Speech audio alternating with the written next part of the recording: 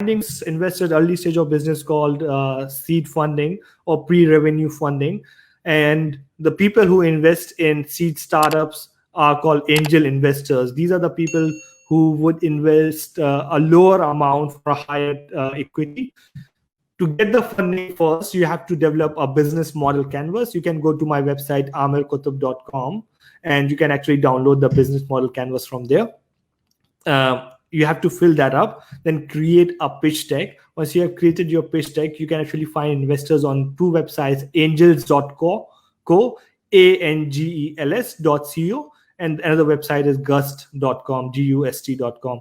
And there are quite a few other websites that are out there. But secondly, try connecting with people on LinkedIn, and LinkedIn is amazing tool. Just search for angel investors in there and try connecting with those people. Secondly, do a Google search for your city. So for example, if you live near Delhi, search for Delhi Angels. You will find a group called Delhi Angels over there. Similarly, I know of a group called Mumbai Angels. I've worked with them pretty closely as well. So Mumbai Angels is a group. So in every city almost, you will find an angel investment group. These are the people that are going to invest in your early seed stage startup.